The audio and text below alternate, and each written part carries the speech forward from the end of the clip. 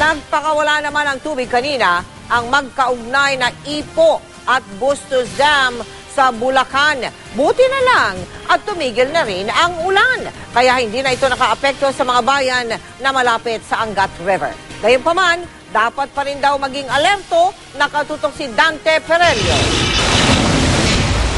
Nagpakawala ng 47 cubic meter ng tubig ang Bustos Dam mula alas 6 ng umaga hanggang pasado alas 12 ng tanghali.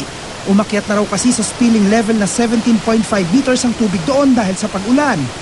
Hindi naman daw ito makakaapekto sa Angat River, pero inalerto na rin ng Bulacan PDRRMC ang lokal na pamahalaan. Pinapaalalahanan pa rin natin yung mga mamamayan natin na maging alerto sila kasi maaaring sa mga malakas na mga pag-ulan, maging alerto lang. Alas 6 din ng umaga kanina nang magpakawala ang Ipo Dam ng 47.9 cubic meter ng tubig. Kahit 101 meters ang spilling level ng Ipo Dam. Pero pag maulan daw, 100.8 meters pa lang. Nagpapakawala na ng tubig para makasigurado.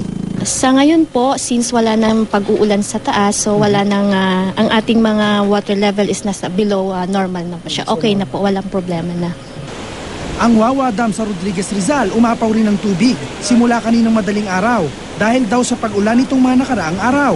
Nasira ang mga pinauupahang cottages at picnic area sa Bukana na pinagkakakitaan ng mga residente. Ipinagbawal rin muna ang paliligo dahil malakas ang agos. Kapag tumaas daw ng tuluyan ng tubig, agad inililikas sa mga naninirahan sa paligid ng Wawa River. Kanina, normal pa lang naman yung buhos ng ulan at hindi naman nagtagal. Kung nagtagal, may abot pa ng mga isang oras, siguro may problema. Non-operational, ibig sabihin, hindi siya gated, yung tubig is just dumadaan na siya kasi nandun lang siya pero wala siyang function. So ang mangyayari, pag malakas yung tubig sa taas, eventually, pag hindi kaya ng ating Marikina River, mag-overflow siya. So kailangan talagang magkakaroon na lilikas na yung ating mga tao sa downstream. Galing sa Montalban Rizal River Basin ang tubig na dumadaloy sa Wawa Dam. Mula rito, tumutuloy sa Pasig River, Laguna Lake at Manila Bay ang sobrang tubig.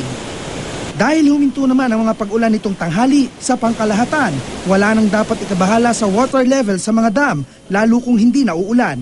Dante Perello, nakatutok, 24 oras.